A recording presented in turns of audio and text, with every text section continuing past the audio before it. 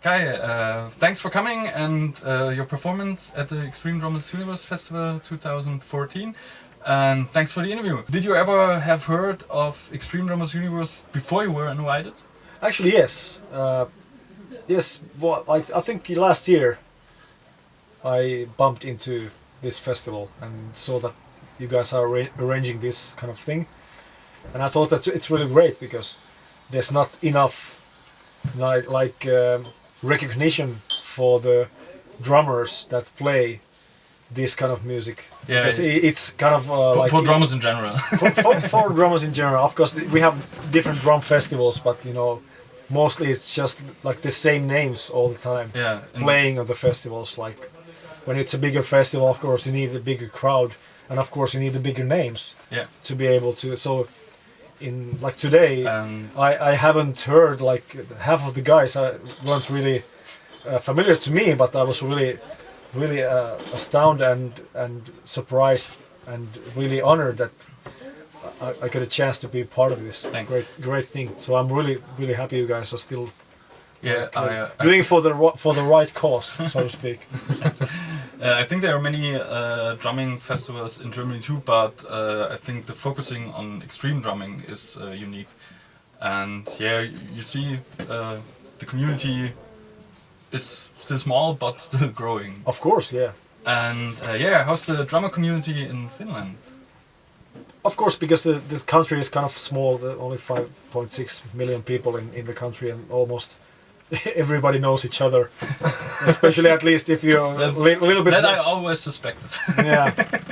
At least when you live it in a band that most people know. So it's kind of maybe different than in Germany, but I think there's also good support for the drummers, like they support each other. So that's also good. Yeah, that's what we're trying to do. Yeah. So it's not a competition, because playing shouldn't be a competition. Who's playing faster, or who is the fastest, or that that's kind of like it comes from the wrong place then. So it's Manuel, always Manuel, the drummer who performed before you, said the same thing, but he compared it to guitarists. Kind of. But guitarists in terms of competition. Guitarists always have the same problem. They don't look at my licks.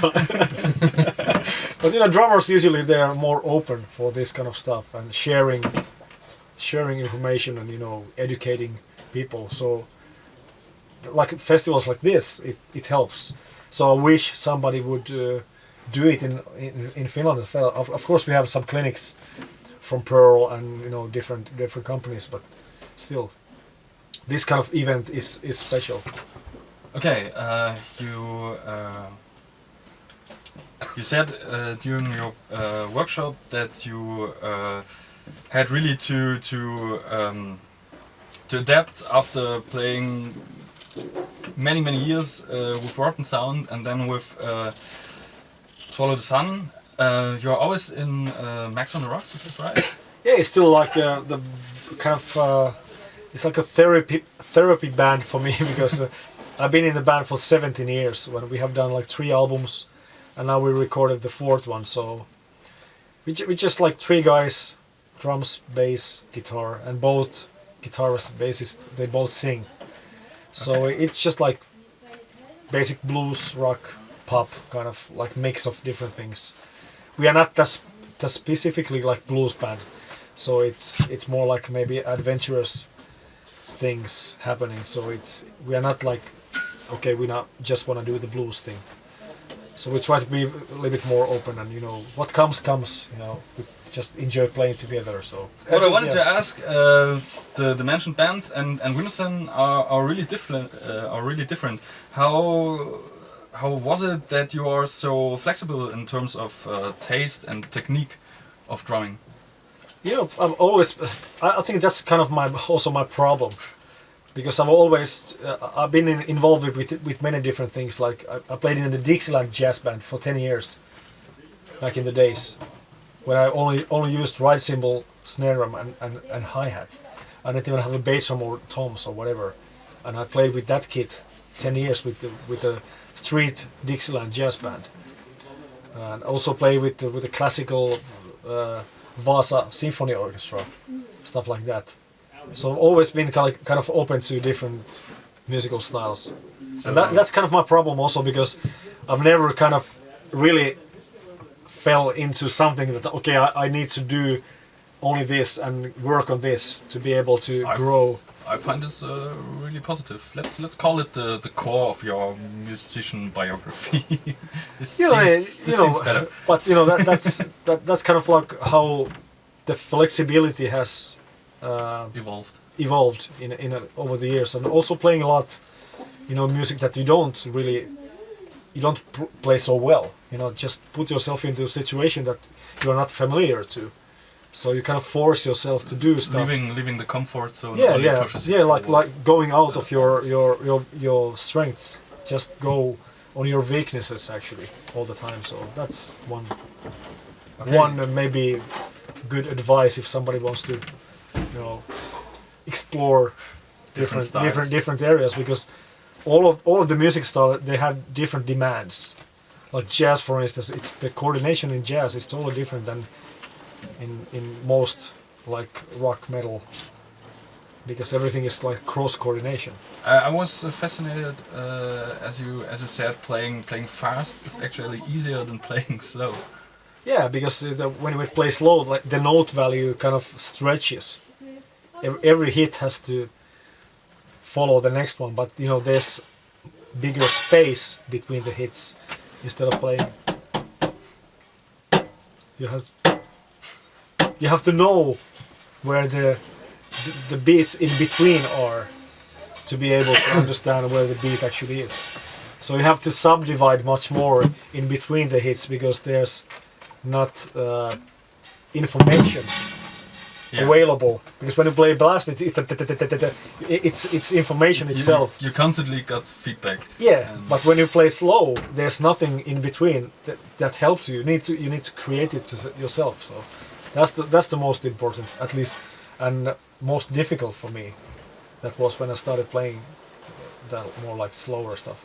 Okay, what is your own personal definition of groove? Of course, groove is anything. You can make a groove just like tapping the table. It's all about like how something feels when you play it. So you can groove in your legs. You don't need the drums. It's all about the. Actually, I can. But you're a singer. You get more girls than the drummers, so that's a different thing. Yeah, but that the groove is like something that is felt more. Then you can't put it in the words. Maybe sometimes groove is just like something that people try to seek, but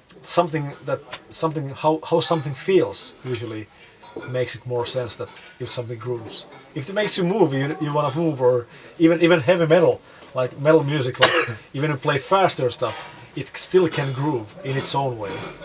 So groove is not just okay. Funk music can groove. It's not just that. It can be anything. Are you able to play other instruments, or have you tried?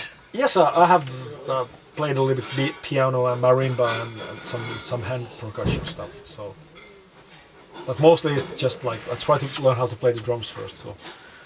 Okay. How much do you have influence on the songwriting in Wintersong? Actually, a bit, yeah, because most of the drum beats I do, it just comes from me, and then it's Jari and me fixing things, like tossing ideas back and forth, and he likes it or he doesn't, and then we make a new arrangement, and not in the first album I wasn't really involved so much, because it was more like session job, and I went straight to the studio. But especially with the Time albums, I spent like 2 months in my practice space just figuring out drum parts and stuff like that. So, if I remember correctly, in the backing tracks of Time, there are some drum samples as well. Yeah, but mostly it's just like percussion, like Kodo drums and like this Japanese stuff. Yeah, but not like real drums. It's just like maybe, and also some electronic samples. drum and bass kind Yes, of like electronic sample stuff. Yeah. And the bonus DVD. Yeah. You can find it from there. Yeah, that's good. Yeah. So there is some electronic stuff. I don't even know it's there, and I don't even fucking understand why it's there because really, you don't hear it. You don't really hear it in the final mix. There's this one video where Yari showed this one project, the project file yeah. with all the millions of different things. Yeah, and 6 different shakers. I thought pretty cool stuff, but fucking don't hear it on the album. You know, because it's a stereo. If you would put it like to 5.1 or like this like kind of theater mix, then you could put things in the behind and the band can be in front. You can have more, but when you have 2 speakers, it's limited. Like you have 2 ears. Yeah. You can't pick up like everything. The album has many soundtrack-like elements, so a 5.1 mix would make sense. Yeah. Like I said, you know, sometimes you don't really need 6 tracks of different shakers going on because nobody's gonna fucking hear it anyway. But you know, Yari's way of thinking is original, and of course I respect that he can put so much energy, but sometimes it might feel that it's not worth it in the end result, because still you can't kind of get everything. Yeah, it's too much information. Yeah. That's another point. What are your plans as a musician for the next years? Actually, I really want to grow as a player. Yeah, I have a good goals at the moment because I really got into my own practicing again. Because when you have kids and you tour a lot, sometimes I did like 180 shows a year. I was on the road all the time, like many months in a year. I was away from home. And when you come back from the tour, you can't say to your wife that, okay, I'm going to the practice room, see you later. So you really have to be flexible with. When my children start to be a little bit more older, I can have more freedom now. So I set myself a schedule that I know when they go to school. So usually I have 2-3 hours every morning to go to my practice space, and then I have to come back home to make them some food, and you know, then my wife comes from work, then I go to my teaching work. So I try to get this routine again in my life to be able to grow as a player. In the next couple of years, I really have good plans for getting myself back back on track. Back on track. Yeah. Yeah. Speaking of touring routine, so I see you have no alcohol policy, at least for you. But how's the touring routine with Wintersun? Are you sightseeing much, or is it really venue to venue? Or do you have any special stories from touring? You know, touring is kind of sometimes, of course, it's a little bit boring because you do everything the same way every day. And you sound waiting a lot. you go there early to wait. Yeah.